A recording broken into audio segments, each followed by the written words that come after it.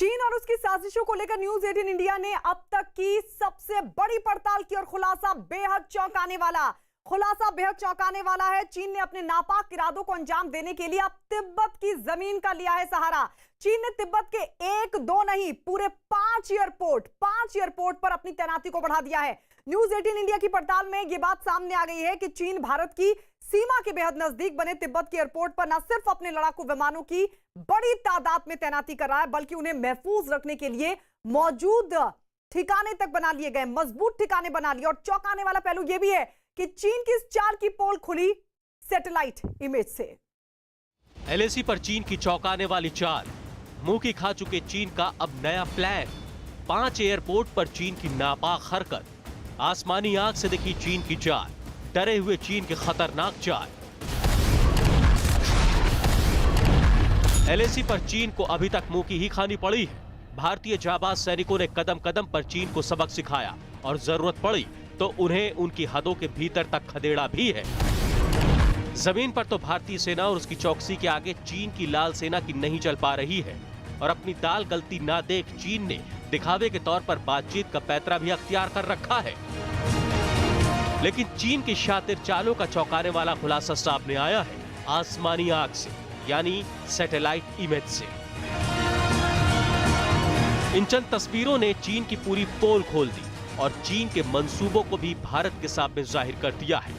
खबर यह सामने आ रही है कि चीन अपनी चालाकी भरी चाल से बाज नहीं आने वाला। न्यूज 18 की पड़ताल में यह बात भी खुलकर सामने आ चुकी है कि चीन तिब्बत में अपनी सैनिक ताकत को बेतहाशा बढ़ाने की लगातार कोशिश कर रहा है और इसके लिए उसने लद्दाख से लेकर अरुणाचल प्रदेश तक तिब्बत वाले इलाके में मौजूद अपनी तमाम हवाई पट्टियों को न सिर्फ आधुनिक करना शुरू कर दिया है, बल्कि वहां लड़ाकू विमानों के सुरक्षित ठिकानों को भी तैयार कर लिया है। चीन की तैयारियों की बानगी नजर आई लहासा के गानगर एयरपोर्ट पर, जिसकी सैटेलाइट तस्वीरों ने बहुत कुछ साफ साफ दिखा दिया। लहासा गांगर पोर्ट पर कई बड़े बदलाव की सैटेलाइट इमेज न्यूज 18 इंडिया को मिली है। सैटेलाइट इमेज में देखा जा सकता है कि तिब्बत इलाके के सबसे अहम एयरपोर्ट लहासा गांगर पर फाइटर विमानों को छिपाने के लिए नया शेल्टर तैयार किया गया है। एक प्रकार से चीन ने चंद एक समय में ये जितनी भी एयरफील्ड हैं जो एलएसी के करीब हैं, करीब 300-250 किलोमीटर हैं, उनको अपग्रेड भी किया है और उनका एयर डिफेंस सिस्टम को भी बहुत अच्छा किया है, उन पे मिसाइलें लगा ली हैं।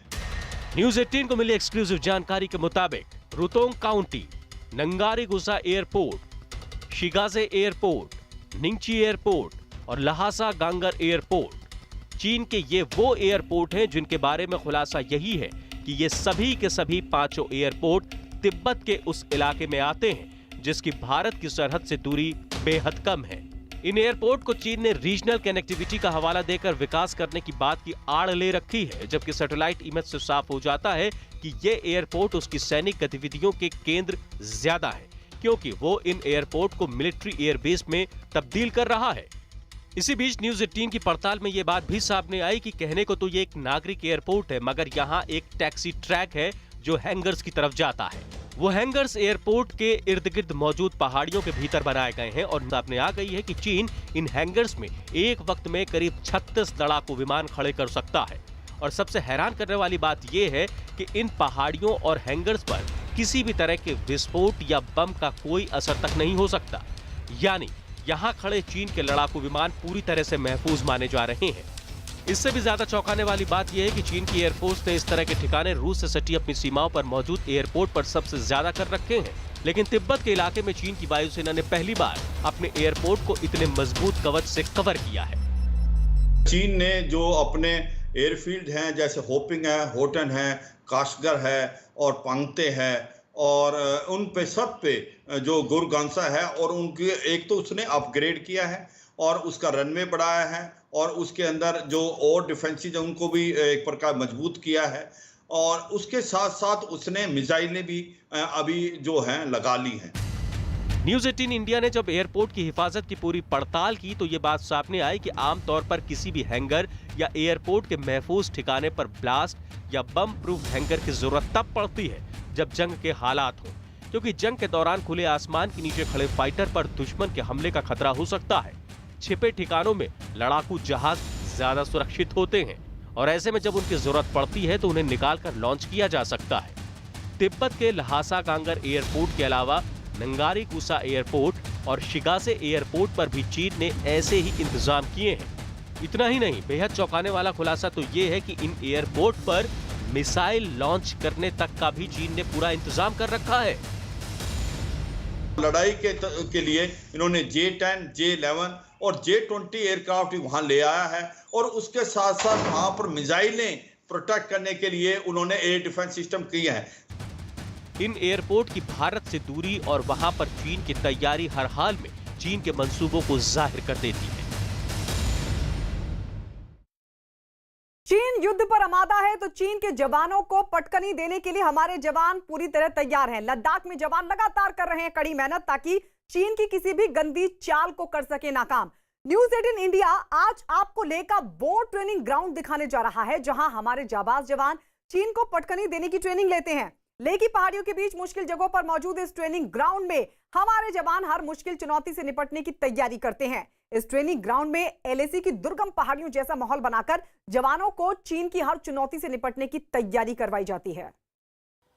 न्यूज 18 इंडिया आज आपको लेकर आया है उस प्रैक्टिस ग्राउंड पर जहां पर भारतीय सेना LAC पर जाने से पहले अभ्यास करती है। कैसे चीनी सैनिकों के दांत खट्टे करने हैं, कैसे PLA को छठी का दूध याद दिलाना है, वो सब तैयारियां यहां पर होती हैं। मैं आपको ये एक पोस्ट है जो डमी पोस्ट यहां पर तैयार की गई है, ठीक उसी तरीके से जैसा कि पेंगोंग लेक इलाके में। और जो ग्लोबल टाइम्स जो बार बार ये बोलता है कि 1962 वाली गलती ना करे भारत, तो ग्लोबल टाइम्स और चीन को ये समझना चाहिए कि ये 62 का हिंदुस्तान नहीं है। आप जरा नीचे देखिए किस तरीके से भारतीय सैनिकों ने पोस्ट तैयार की है, किस तरीके से हम प्रैक्टिस करते हैं उसी टेरेन में, ठीक उसी तरह के टेरेन में जैसा LAC का इलाका है, उसी टेरेन में हम प्रैक्टिस करते हैं। 62 में ये सब सुविधाएं नहीं थी हमारे पास। ये बदला हुआ भारत है, ये बदला हुआ भारत है। 62 में ये तमाम सुविधाएं, ये सब प्रैक्टिस नहीं होती थी। ये बदला हुआ भारत है, ये मोदी का भारत है। और अब मैं आपको ऐसी जगह पर लेकर के जा रहा हूं। देखिए, एक लेवल है ये पोस्ट का जो आपने अभी देखा, मैं आपको उस पोस्ट पर लेकर जा रहा हूं जो इससे भी बहुत ऊंचाई पर है। और ठीक इसी तरीके से काफी ऊंचाई पर भारतीय सैनिकों ने पोस्ट बना ली है LAC पर, जिसकी वजह से चीन घबराया हुआ है।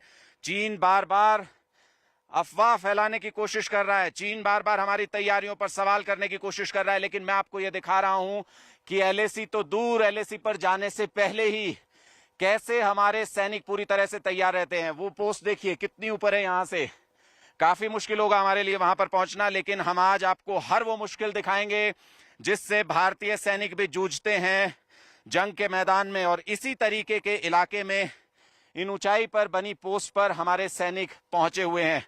मैं आपको उस पोस्ट पर लेकर चलता हूं और वहां से दिखाएंगे कि कैसे दूर कई किलोमीटर का इलाका हमारे सैनिकों की नजर में है और चीनी सेना वहां पर तक नहीं मार सकती।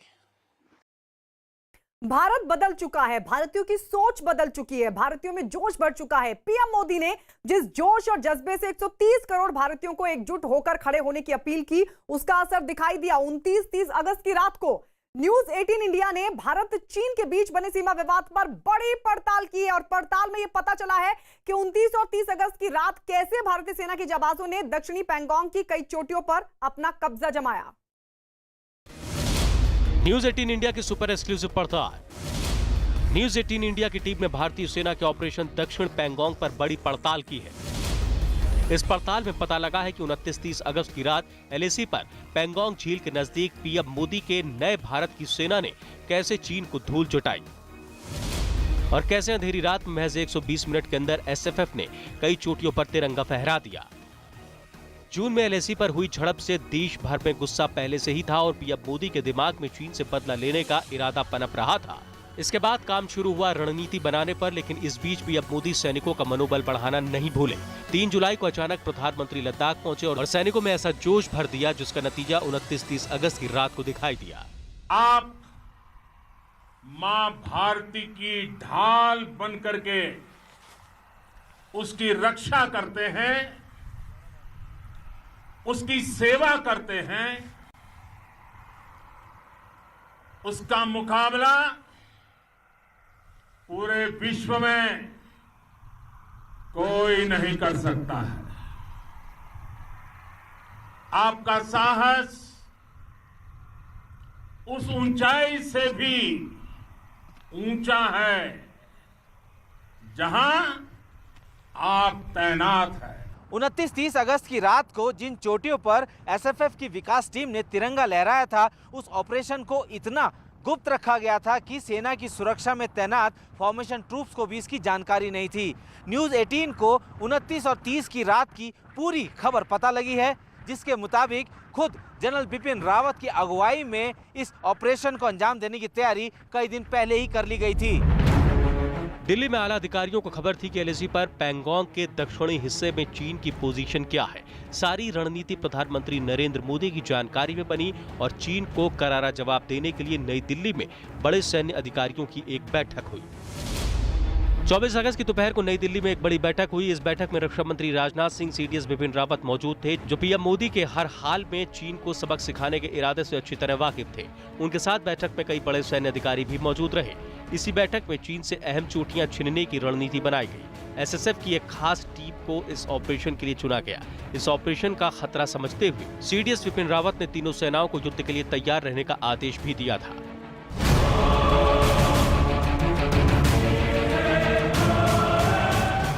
एसएफएफ की टीम को खास वजह से चुना गया था। एसएफएफ यानी special frontier force mountain division की स्पेशल फोर्स होती है। 29-30 अगस्त की रात को हुए ऑपरेशन के लिए जिस एसएफएफ की टुकड़ी को चुना गया, उस टुकड़ी में तिब्बत के जवान भी शामिल थे। इस टुकड़ी को चुनने का मकसद सिर्फ ये था कि ये जवान उस तरीके के इलाके और मौसम में ढले हुए होते हैं। अगर हमें दूसरी भाषा में समझाने की कोशिश करूं तो 18,000 से 19,000 की फीट की ऊंचाई पर जहां लोगों के लिए सांस लेना मुश्किल हो जाता है, ये जवान वहां मैराथन भी दौड़ सकते हैं, क्योंकि इनकी पैदाइश परवरिश इसी तरीके के इलाकों में हुई है। एसएसएफ की टीम चुने जाने के बाद ऑपरेशन की रणनीति तैयार की गई। ऑपरेशन से जुड़ी पल पल की जानकारी पीएम मोदी को दी जा रही थी, जबकि चीन की हर हरकत पर भी उनकी नजर थी। ऑपरेशन में तय किया गया कि helmet top, black top, Gurung hill, Magar hill, Rezang La और रेकिनला चोटियों पर कब्जा किया जाएगा। इन चोटियों पर कब्जा करने के लिए एसएफएफ की टुकड़ी को 120 मिनट का समय दिया गया। एसएसएफ की टुकड़ी को सपोर्ट देने के लिए चोटियों के नजदीक बड़ी तोप और मिसाइलें तैनात की गई। भारतीय सेना ने अपने कैंपों में एयर डिफेंस सिस्टम भी तैनात कर दिया। इसके अलावा कंधे से दागी जाने वाली इग्ला मिसाइल के साथ जवानों की तैनाती की गई। जवानों को आदेश दिए गए कि चीन के एयरक्राफ्ट देखते ही ध्वस्त कर दिए जाएं। ऑपरेशन की तैयारी पूरी होते ही एसएफएफ की टीम को एक्टिवेट कर दिया गया। साथ ही रेकी करके ये भी पता लगा लिया गया कि आखिर चीन की तैयारी क्या है। चीन ने मोल्डो के पास पांगुर लेक पर T-15 टैंक तैनात करके रखे थे। वहीं दूसरी तरफ उसे इस बात की भनक भी नहीं लगी थी कि भारत कोई पलटवार करने वाला है।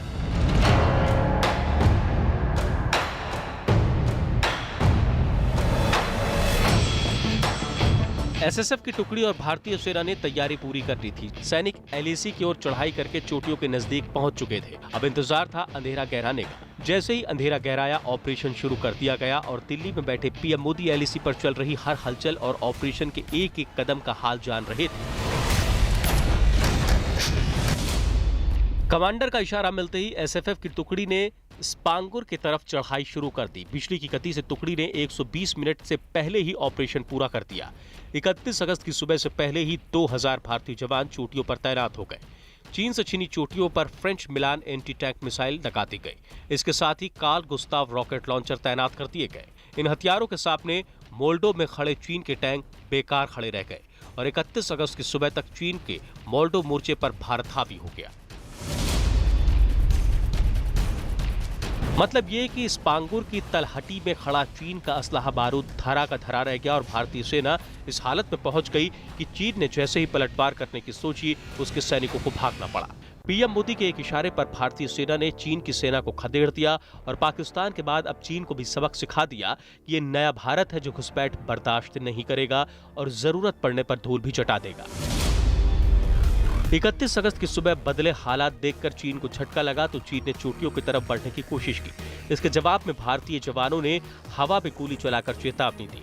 भारतीय सेना के जवाब से चीन की सेना भाग निकली, लेकिन एक बार फिर चीन की सेना ने पलटवार की कोशिश की। चीन के जवानों ने मोल्डो की सड़क से रेजांगला तक हथियारबंद गाड़ियां लाने की कोशिश की, लेकिन भारतीय सेना के एंटी टैंक हथियार देखकर गाड़ियां लौट गईं। चोटियों पर कब्जा होते ही चीन को एहसास हो गया कि उनकी फौज की गिनती और उनके हथियार सब धरे के धरे रह गए हैं और उनकी हालत ऐसी हो गई है कि अब भारतीय सेना से वो बच नहीं सकते हैं। 29-30 अगस्त की रात का ऑपरेशन भारतीय सेना की बहुत बड़ी कामयाबी साबित हुआ, लेकिन बारूदी सुरंग पर पैर पड़ने से एसएसएफ के सूबेदार निगमा तेंजिंग शहीद हो गए।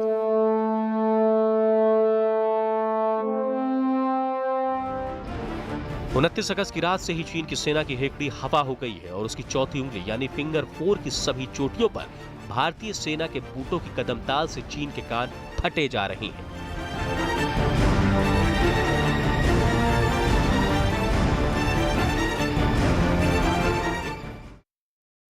और इस वक्त एक बड़ी खबर चीन और भारत पर। पूर्वी लद्दाख में तनाव बना हुआ है। चीन भारत को परेशान करने की नीयत से लद्दाख से लेकर अरुणाचल प्रदेश तक घेराबंदी में जुटा है, लेकिन चीन को यह नहीं पता कि यह 1962 का भारत नहीं, 2020 का भारत है। शी जिनपिंग के चीन को मोदी के भारत की ताकत का एहसास है, लेकिन चीन की फितरत है कि वो सच का बोलने से डरता है। चीन बार बार भारत को सर्दियों में जंग की धमकी दे रहा है, जबकि भारत पलटवार कर रहा है कि जब चाहो तब मुकाबला कर लो, जहां चाहो वहां मुकाबला कर लो, क्योंकि भारत के 130 करोड़ लोग उस मोदी के साथ खड़े हैं जिसने दुनिया की आंखों में आंखें डालकर जीना शुरू किया है।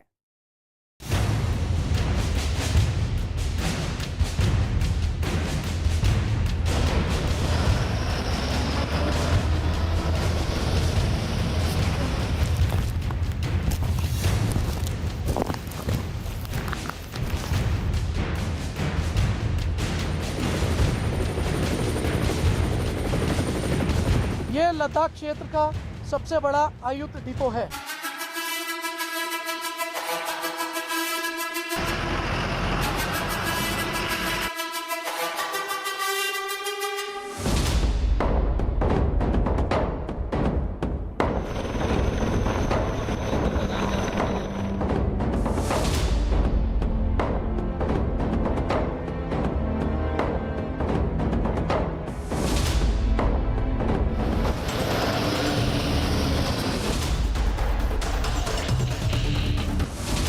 सरकारी अखबार ग्लोबल टाइम्स भारत को सर्दियों की धमकी दे रहा है। उसका दावा है कि चीन की सेना -60 डिग्री सेल्सियस के टेम्परेचर में एलएसी पर डटे रहने की तैयारी कर चुकी है। लेकिन सच तो यह है कि चीन की सेना को ऐसे सर्द मौसम में रहने का कोई तजुर्बा नहीं है।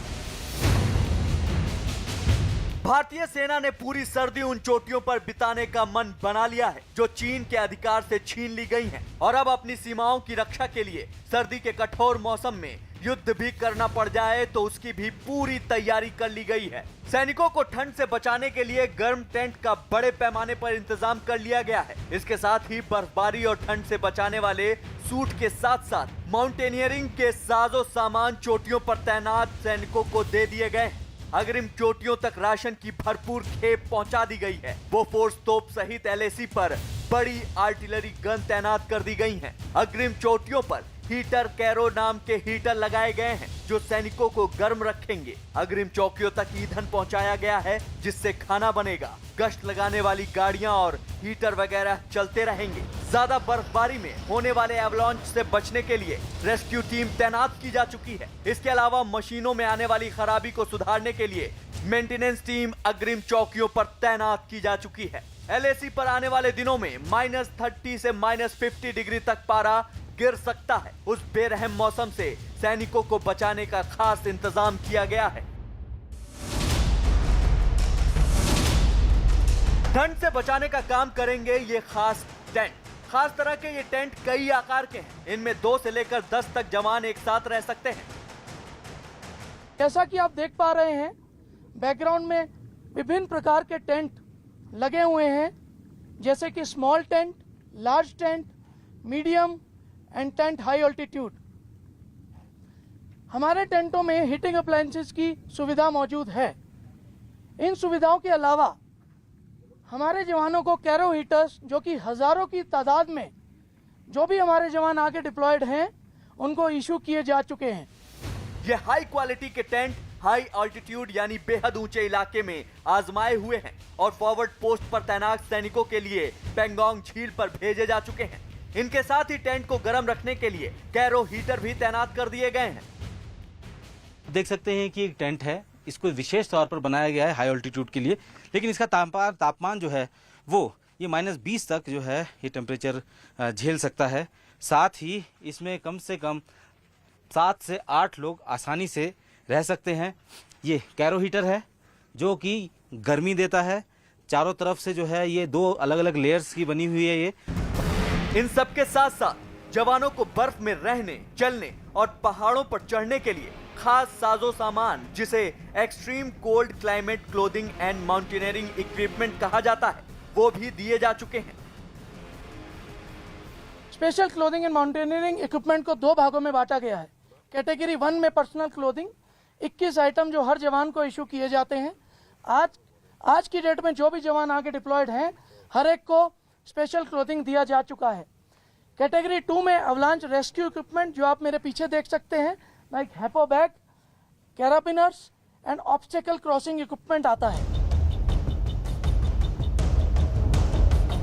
खास बात यह है कि सिर्फ इन साजो सामान के सहारे ही इंसान उस बीहड़ में जिंदा नहीं रह सकता। कुदरत पल पल हौसले की कड़ी परीक्षा लेती है। जवानों को कई तरह की बीमारियों का खतरा रहता है, लेकिन भारत के जवान कई साल से ऐसे मौसम में जीने के अभ्यस्त हो चुके हैं, तो उनके लिए यहाँ रहना उतना मुश्किल नहीं होगा जितना चीन के जवानों के लिए। खाली पेट कोई जंग नहीं लड़ी जा सकती और जंग लड़ने के लिए बंदोबस्त पूरा हो चुका है। लेह के सैन्य अड्डे के गोदाम राशन से भर दिए गए हैं। इनमें हाई न्यूट्रिशन फूड यानी बेरहम मौसम में भी सैनिकों को जरूरी पोषण देने वाला खाना भर दिया गया है। यहाँ से राशन को ट्रकों में लादकर पेंगोंग के उस इलाके में पहुँचाया जा रहा है जहाँ पर चीन की सेना के सामने हमारे जवान डटे हुए हैं। आला दर्जे का राशन प्रोक्योर करते हैं ताकि जो जवान मुश्किल टेरेन में हाई एल्टीट्यूड एरिया में डिप्लॉयड हैं, उनको high nutrition ration, high calorific ration issue किया जा सके। मैं आपको यह भी बताना चाहूंगा कि इस राशन का स्केल हर सिपाही के लिए बराबर है, चाहे उसने कोई भी रैंक पहना हो।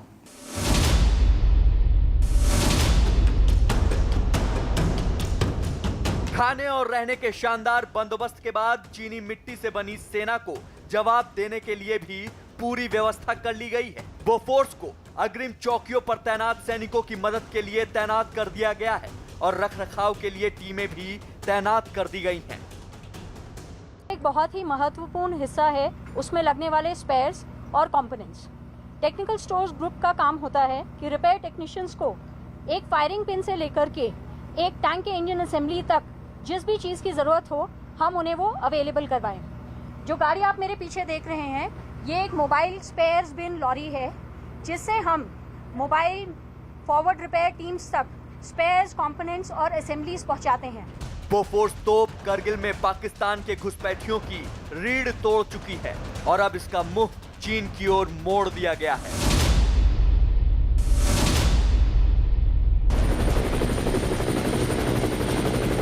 इतने दुर्गम इलाके में सबसे बड़ी आशंका होती है दुर्घटना की और उससे चोटिल होने वाले जवानों के राहत बचाव की। भारतीय सेना की हेलीकॉप्टर यूनिट ने राहत बचाव की भी पूरी तैयारी कर ली है। आर्मी एविएशन के ये हेलीकॉप्टर हर उस चुनौतीपूर्ण स्थिति में अपने आप को साबित करते हैं कि ये जो है बेहतर पायलट हैं, क्योंकि ये एक ऐसा एयरक्राफ्ट है जो कि कहीं भी आसानी से उतारा जा सकता है। साथ ही कैजुअलिटी इवैक्यूएशन यानी कि अगर कोई घायल हो जाता है और उनको लेके आना होता है उस सब जगह से, तो इन्हीं हेलीकॉप्टर के जरिए लाया जाता है। ऐसे हालात के हिसाब से नेटफ्लिक्स की मशहूर सीरीज गेम ऑफ थ्रोन्स में एक डायलॉग जो शी जिनपिंग और उनकी सेना पर सटीक बैठता है और उसमें कहा गया है कि winter is coming and mister Jon Snow you know nothing, यानी भारतीय सेना जानती है कि सर्दियों के साथ कौन सी आफत आने वाली है, लेकिन चीन को भनक तक नहीं है। और इस वक्त एक बड़ी खबर, पिथौरागढ़ के बॉर्डर इलाके से एलएसी पर चीन को बैकफुट पर धकेलने के बाद उत्तराखंड की सीमा पर चीन को चित करने की तैयारी तेज। मोदी सरकार ने फैसला किया है कि उत्तराखंड के धारचूला में सीमा के पास बसे इलाकों में संचार सुविधा को मजबूत किया जाएगा। न्यूज 18 इंडिया की एक्सक्लूसिव खबर के मुताबिक उत्तराखंड के बॉर्डर का ये वो इलाका है जहां मोबाइल टावर नहीं होने से सीमा की निगरानी के लिए तैनात सुरक्षा बल के जवानों को काफी परेशानियों का सामना करना पड़ता था। लेकिन अब सरकार ने सेना के जवानों का हौसला बढ़ाने और चीन के मंसूबों को नेस्तनाबूद करने के लिए बीएसएनएल पर दांव खेला है और उसके कंधों पर बड़ी जिम्मेदारी सौंप दी है। चीन के मोर्चे से सामने आई सबसे बड़ी खबर, भारत ने बनाया चीन को चित्त करने का प्लान। पिथौरागढ़ के बॉर्डर इलाके में भारत की तैयारी। पीएम मोदी के दांव से शी की सेना होने लगी पस्त। लद्दाख की गलवान घाटी में चीन की हिमाकत अब किसी से छिपी नहीं रह गई है। पिछले 2 महीने से इस इलाके में भारत और चीन की सेनाएं एक दूसरे के सामने हैं और दोनों तरफ से मोर्चेबंदी बनी हुई है। एलएसी पर बने तनाव के बीच भारत ने सरहद पर अब चीन को पूरी तरह से पस्त करने और उसके मंसूबों को चित्त करने का कारगर प्लान तैयार कर लिया है। भारत ने उत्तराखंड के पिथौरागढ़ के बॉर्डर इलाके में ऐसी मोर्चेबंदी की है जिसने चीन के मंसूबों को चारों खाने चित्त कर दिया। दरअसल भारत की सरकार ने उत्तराखंड के बॉर्डर से लगे इलाके में अब मोबाइल कनेक्टिविटी बढ़ाने का न सिर्फ प्लान बनाया बल्कि उसे जमीन पर उतारने की तैयारी भी शुरू कर दी है। नेपाल सीमा से लगे उत्तराखंड के इलाकों में अभी तक नेपाल से मिलने वाले मोबाइल सिग्नल की मदद से यहाँ के लोग दुनिया से जुड़ते थे, लेकिन चीन बॉर्डर पर संचार सेवाओं का नामो निशान नहीं था।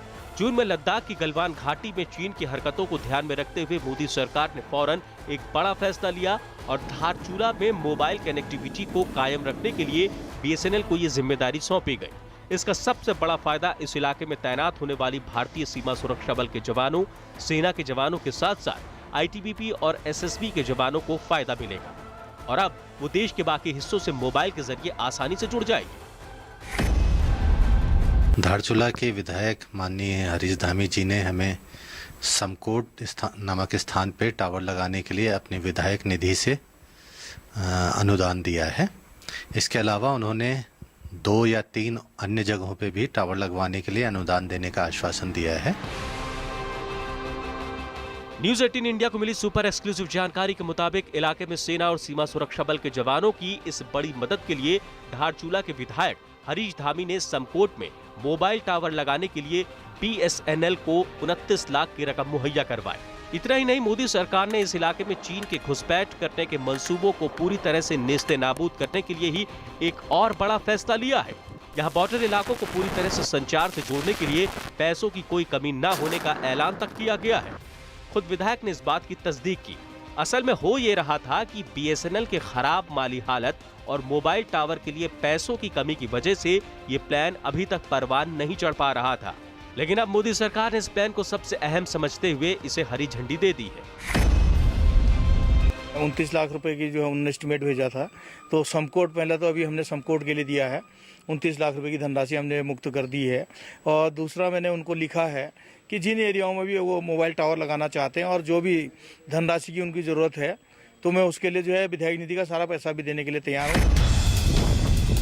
लद्दाख की गलवान घाटी में जिस तरह से चीन ने घुसपैठ करने की हिमाकत की, उसने मोदी सरकार को पूरी तरह से सचेत कर दिया। लिहाजा भारत के किसी भी हिस्से में चीन के नापाक कदम ना पड़ सके, अब सरकार ने इस दिशा में कदम उठाने का पक्का इरादा किया है। इस बीच एक खबर चीन की भूटान के मोर्चे से भी सामने आई, क्योंकि चीन की यह फितरत रही है कि वो घुसपैठ के जरिए दूसरे देश की जमीन को हथियाने में माहिर है और अपनी इसी चाल के सहारे चीन की सेना ने पश्चिमी भूटान के 5 इलाकों में 40 किलोमीटर अंदर चुम्बी घाटी तक अपनी नई सीमा होने का दावा ठोका है।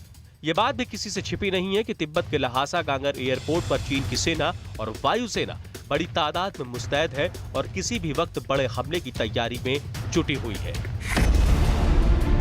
भारत चीन के इन पैतरों से अच्छी तरह वाकिफ है, लिहाजा भारत ने भूटान को आगाह करने के साथ साथ अपनी सरहदी इलाकों पर भी चौकसी बढ़ा दी है। जाहिर है इसी के मद्देनजर नेपाल सीमा और चीन से सटे उत्तराखंड के इलाकों पर सरकार ने चौकसी का बड़ा कदम उठाया है और भारत सरकार के इस कदम की वजह से चीन की साजिश को एक और तगड़ा झटका लगा है। वहाँ पर कनेक्टिविटी जो है ज़्यादातर नेपाल की है। लोग जो हैं अपने मोबाइल पे भी नेपाल के टावर्स के ऊपर डिपेंड करते हैं। अगर बीएसएनएल की कनेक्टिविटी बढ़ेगी तो फायदा हमें होगा और हमारा इंटेलिजेंस और सिक्योरिटी भी बेटर रहेगा। बॉर्डर इलाके में मोबाइल टावर लगने से भारतीय सुरक्षा तंत्र और भी मजबूत होकर दुश्मन के नापाक मंसूबों को मटियामेट कर सकेगा। लिपुलेख बॉर्डर तक सड़क कटने के बाद भारत, चीन और नेपाल के स्ट्राइक जंक्शन पर मोबाइल कनेक्टिविटी भारतीय सेना और सीमा सुरक्षा में लगे जवानों को और भी ज्यादा मजबूत कर सकेगा। और इस वक्त एक और बड़ी खबर, एलएसी पर भारतीय सैनिकों की तैनाती से घबराए चीन ने एक और ओछी चाल चली है। चीन पंजाबी गानों से भारतीय सैनिकों का मनोबल तोड़ने की नाकाम कोशिश कर रहा है। एलएसी पर पंजाबी गाने बजाकर चीन की सेना भारतीय सैनिकों को भड़काने की साजिश कर रही है। मोर्चे पर भारतीय सेना के मुंहतोड़ जवाब देने के बाद चीनी सेना ने पेंगोंग झील के फिंगर फोर्ट पर पंजाबी गाने बजाने शुरू कर दिए और इसके लिए लाउडस्पीकर भी लगाए गए हैं। हालांकि चीन की इस चाल को समझते हुए भारतीय सैनिक इन गानों की अनदेखी कर चीन की साजिश को भी नाकाम कर रहे हैं। इससे पहले चीन लाउडस्पीकर वाली चाल का इस्तेमाल साल 1967 में नाथुला झड़प के दौरान भी कर चुका है, लेकिन चीन उस वक्त मिली हार को शायद भूल गया है। चीन को पता होना चाहिए कि भारतीय सैनिकों पर इस मनोवैज्ञानिक चाल का कोई असर नहीं पड़ेगा। तो एलएसी पर ये चीन की एक और ओछी चाल, और सबसे बड़ी बात यह है कि चीन इस तरह की जो नाकाम चाल है वो 1967 में भी चल चुका है और तब भी उसको भारत के हाथों हार का मुंह देखना पड़ा था, लेकिन शायद उस हार को चीन भूल गया है और यही वजह है कि एक बार फिर से इस तरीके की साजिश कर रहा है। पंजाबी गानों का इस्तेमाल कर भारतीय सैनिकों को उकसा रहा है चीन, और इस सब के बीच आपको बता दें भारतीय सैनिक भी लगातार इन तमाम चीजों को दरकिनार कर मुस्तैदी से सीमा पर डटे हुए हैं। और इस वक्त एक और बड़ी खबर, अमेरिका और चीन के रिश्तों से जुड़ी हुई। चीन के विदेश मंत्रालय ने अमेरिका में टिकटॉक पर हुई कार्रवाई के बाद बयान जारी करते हुए कहा है कि अमेरिका व्यापार और आर्थिक गतिविधियों से जुड़ी चीजों में राजनीति बंद करे। चीन के विदेश मंत्रालय की तरफ से जारी बयान में कहा गया कि अगर अमेरिका कारोबार में राजनीति को बंद करता है तभी इसे विदेश कंपनियों के लिए एक खुला, निष्पक्ष और भेदभाव रहित माहौल मिल पाएगा। तो ये इस वक्त की बड़ी खबर। टिकटॉक पर जिस तरीके की कार्रवाई अमेरिका की तरफ से की गई है उसको लेकर चीन बौखला गया है और अमेरिका में टिकटॉक पर हुई कार्रवाई के बाद चीन के विदेश मंत्रालय की तरफ से बयान जारी हुआ है और इसमें कहा गया कि अमेरिका व्यापार और आर्थिक गतिविधियों से जुड़ी चीजों में राजनीति बंद करे। चीन के विदेश मंत्रालय की तरफ से जारी जो बयान है उसमें यह भी कहा गया है कि अगर अमेरिका कारोबार में राजनीति को बंद करता है तभी इससे विदेशी कंपनियों के लिए खुला, निष्पक्ष और भेदभाव रहित माहौल मिल पाएगा। तो आपको बता दें अमेरिका की तरफ से भी लगातार वो तमाम कार्रवाई की जा रही है जिससे चीन को चोट पहुंच सके। और इस सब के बीच जब टिकटॉक पर, क्योंकि टिकटॉक पर ज्यादा कमा रहा था चीन की जो तिजोरी है वो भर रही थी, और इस सब के बीच जहां एक तरफ भारत ने टिकटॉक पर बड़ी कार्रवाई की, कई ऐप्स को बैन कर दिया, अमेरिका की तरफ से भी बड़ा फैसला लिया गया और टिकटॉक पर कार्रवाई की गई, लेकिन टिकटॉक पर हुई इस कार्रवाई से बौखला गया है चीन। और इस वक्त एक और बड़ी खबर मिल रही है। सरकारी सूत्रों के मुताबिक बड़ी खबर है कि चीन का जो प्रोपेगेंडा फैलाने वाले 2500 से ज्यादा सोशल मीडिया अकाउंट्स हैं उनकी पहचान कर ली गई है। ये अकाउंट फेसबुक, ट्विटर और यूट्यूब पर भारत विरोधी प्रोपेगेंडा चलाते हैं और भारत विरोधी एजेंडे को बढ़ावा देते हैं। सूत्रों के मुताबिक ये सोशल मीडिया अकाउंट पाकिस्तान, रूस, चीन और ब्रिटेन के आईपी एड्रेस से चलाए जा रहे हैं। बताया जा रहा है कि भारत की एजेंसियों ने इनमें से कुछ सोशल मीडिया अकाउंट पर प्रतिबंध भी लगा दिया है। तो ये बहुत बड़ी जानकारी निकलकर सामने आई है कि कुछ ऐसे अकाउंट्स चिन्हित किए गए हैं, पहचाने गए हैं जो चाइना इस्तेमाल कर रहा था, लेकिन आईपी एड्रेस जो थे वो दूसरे देशों के बताए जा रहे हैं। और ऐसे तकरीबन 2500 से ज्यादा सोशल मीडिया अकाउंट है। शैलेंद्र हमारे सहयोगी इस वक्त हमारे साथ जुड़ गए हैं ज्यादा जानकारी के साथ। शैलेंद्र, क्या और जानकारी इस पूरे मामले पर मिल पा रही है? देखिए, इस पूरे मामले पर ये जानकारी मिल रही है सूत्रों के हवाले से कि 2500 ऐसे सोशल मीडिया अकाउंट्स की पहचान की गई है जो कि चाइना के प्रोपेगेंडा को और भारत चीन सीमा पर जो तनाव चल रहा है उस पर डिसइंफॉर्मेशन यानी कि दुष्प्रचार को लेकर ये प्रोपेगेंडा इन सोशल मीडिया अकाउंट्स पर चलाया जा रहा है। लेकिन अहम बात यह है कि ये किसी एक देश से नहीं बल्कि मल्टीपल कंट्रीज में ये नेक्सस फैला हुआ है और ये जो नेटवर्क है ये सिर्फ एक देश तक लिमिटेड नहीं है। बताया जा रहा है कि ये जो अकाउंट्स है वो पाकिस्तान, हांगकांग, यूके, रूस और चीन में चलाए जा रहे हैं और उनके आईपी एड्रेसेस भी किसी एक देश से नहीं है बल्कि सबसे ज्यादा आईपी एड्रेस पाकिस्तान से ही हैं। तो कहीं ना कहीं जो हम लगातार ये कहते आए हैं कि चीन और पाकिस्तान की जो दोस्ती बहुत पुरानी है, तो कहीं ना कहीं प्रोपेगेंडा फैलाने में भी पाकिस्तान सबसे आगे है, सबसे ज्यादा आईपी एड्रेस पाकिस्तान से ही है। और जो मिस इन्फॉर्मेशन फैलाई जा रही है इसको लेकर पाकिस्तान में ये बहुत सारे अकाउंट्स ऑपरेट हो रहे हैं। लेकिन फिलहाल इस पूरे मामले को लेकर सरकार नजर बनाए हुए है। जो कंपनीज है उनके साथ बातचीत भी करके बहुत से अकाउंट्स को बंद भी करा दिया गया है, लेकिन उसके बावजूद दोबारा नए नाम से अकाउंट आते हैं और फिर प्रोपेगेंडा फैलाने की कोशिश की जाती है। तो एक बार फिर इस पूरे मामले को लेकर चीन न सिर्फ ग्लोबल टाइम्स के जरिए बल्कि सोशल मीडिया को भी एक हथियार की तरह इस्तेमाल कर रहा है भारत के खिलाफ।